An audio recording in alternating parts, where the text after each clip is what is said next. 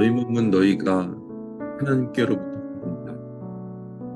너희 가운데 계신 생명의 전인 줄을 알지 못하느냐. 너희는 너희 자신의 것이 아니라 값으로 산 것이 되었으니 그런즉 너희 몸으로 하나님께 영광을 돌리라. 아멘.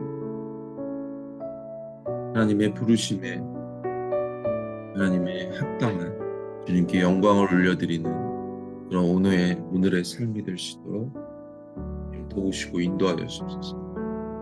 주님을 찬양하며 감사드리며 예수님의 이름으로 기도드렸습니다. 아멘. 오늘 하나님의 말씀 사도행전 28장 11절에서 22절 말씀입니다. 석 달 후에 우리가 그 섬에서 겨울을 난 알렉산드라 배를 타고 떠나니 그 배의 머리 장식은 디오스구로라. 수라구사에 대고 사흘을 있다가 거기서 둘러가서 레기온에 이르러 하루를 지낸 후 남풍이 일어나므로 이튿날 보디올에 이르러 거기서 형제들을 만나 그들의 청함을 받아 이레를 함께 머무니라. 그래서 우리는 이와 같이 로마로 가니라. 그곳 형제들이 우리 소식을 듣고 아비오 광장과 트레이스 타베르네까지 맞으러 오니 바울이 그들을 보고 하나님께 감사하고 담대한 마음을 얻으니라. 우리가 로마에 들어가니 바울에게는 자기를 지키는 한 군인과 함께 따로 있게 허락하더라.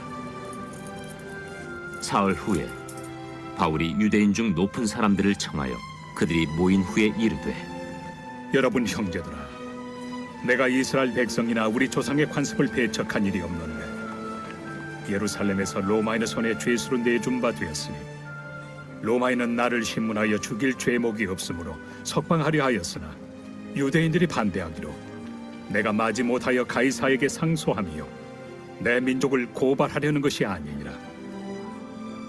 이러므로 너희를 보고 함께 이야기하려고 청하였으니 이스라엘의 소망으로 말미암아 내가 이 쇠사슬에 매인 바 되었노라. 우리가 유대에서 내게 대한 편지도 받은 일이 없고 또 형제 중 누가 와서 내게 대하여 좋지 못한 것을 전하든지 이야기한 일도 없느니라.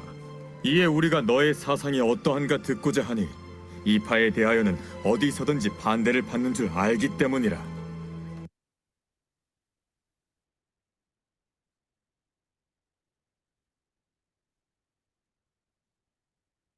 바울은 보블리오를 통해 그의 부친 그리고 그 땅에 살던 많은 원주민들을 고쳐주며 3개월을 지체하였습니다.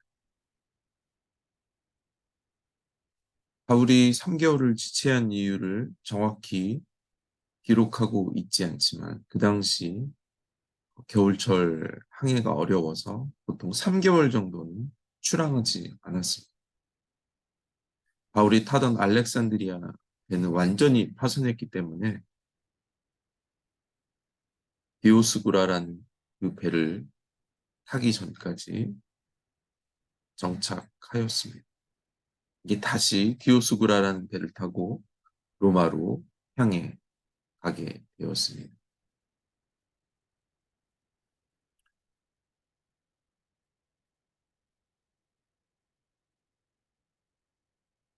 보통 남풍 때문에 레기온에서 보디올까지 이틀 만에 도착할 수 있었습니다. 그 당시의 배들은 바람의 영향을 받는 그런 동력을 사용했기 때문에 바람이 만약에 반대 방향으로 불 때는 무조건 정착하고 기다릴 수밖에 없었음을 우리가 알 수 있습니다. 바울을 향한 하나님의 계획은 서서히 로마로 향해 가며 하나님의 말씀이 성취되고 있었습니다. 그러나 바울이 로마를 향해 갈 때 바울을 기다리는 형제들이 있음을 우리가 볼 수 있습니다. 하나님의 복음을 위해 사는 자들에게 하나님이 기다리는 형제들을, 하나님의 동역자들을 예비해 주심을 볼 수 있습니다. 바울의 모습은 죄수의 신분이지만 로마를 향해 가는 해전에서 승리한 로마의 해군의 귀환처럼 영광스럽게 보여지고 있습니다. 우리의 삶이 죄인이지만 그리스도의 보혈로 구원받고 십자가의 은혜, 부활의 능력, 주님이 다시 오실 그 약속을 붙들면서 우리가 오늘도 하나님의 영광스러운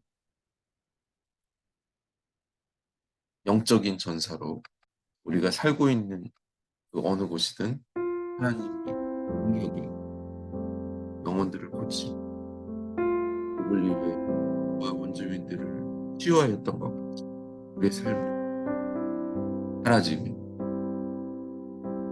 우리가 떠나는 곳, 우리의 동역자들을 하나님 예비해 주심을 오늘도 승리하는 그날을 보내시고 싶습니다.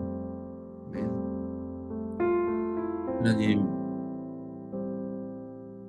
복음을 들고 있는 또 하나님의 부르심에 또 순종하는 사역자의 영광, 하나님 오늘도 이런 주님의 능력으로 영을 고치며 믿음의 동역자들을 만나며 하나님께 다시 영광 올려드리고 복된 하루 받으시도록 축복하여 주옵소서. 감사드리며 예수님의 이름으로 기도드렸습니다. 아멘. 우리 삶이 오늘 다시 하나님께 기쁨과 감사, 영광 올려드리는 그런 복된 삶이 되길 축복합니다. 아멘.